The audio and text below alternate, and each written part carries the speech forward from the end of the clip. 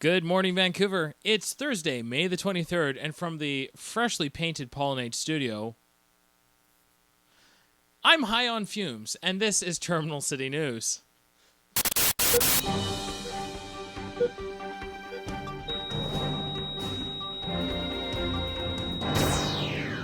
Yeehaw! The Cloverdale Stampede had an immensely successful weekend with everyone present convinced they were better than Calgary. The usual cadre of protesters showed up, angrily objecting to the mistreatment of the animals, and I would have been out there with them, but quite frankly, that's the last place I would want to be seen. It's a lovely time of year with the drastic decrease in crime around the rest of Surrey, but that didn't stop one woman from insulting and spitting on the protesters.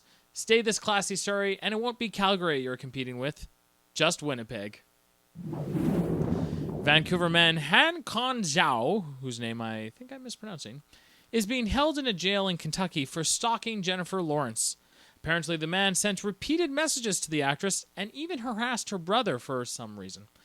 Like all good Vancouverites, Zhao sensed he was out of his league, destined to lose, but chose to press forward anyway regardless. Unsurprisingly, he has pled not guilty to the charges. He must be a Canucks fan.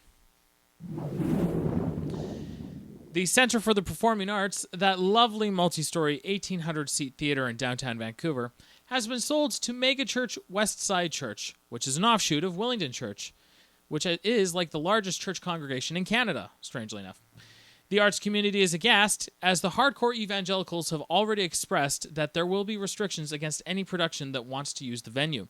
The ballet and the Vancouver International Film Festival are already scrambling, and it's difficult to say what will happen to smaller festivals like Crazy Eights that rely on the theater.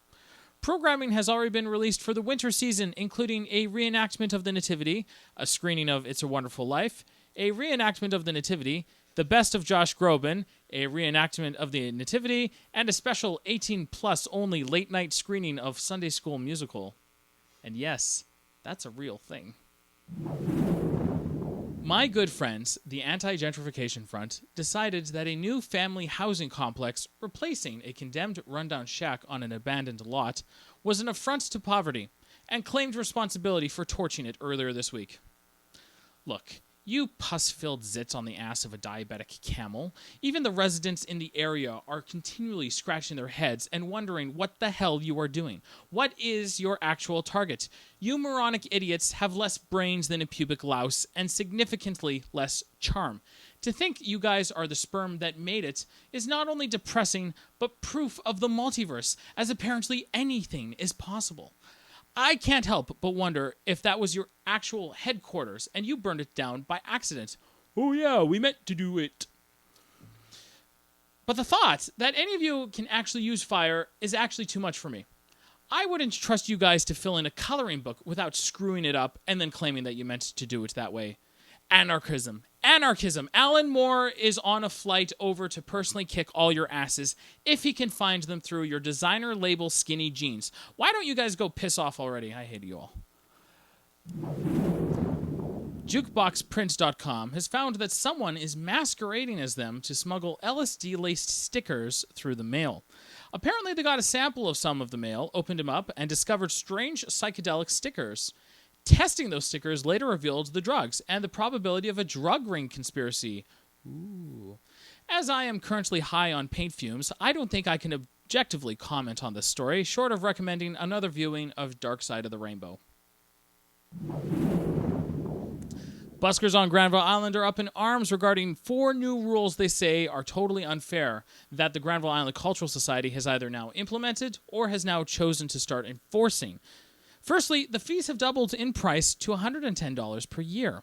Secondly, a circle show where crowds gather around the buskers, so the buskers can kind of like perform like an audience, which is basically any show you see in Granville Island.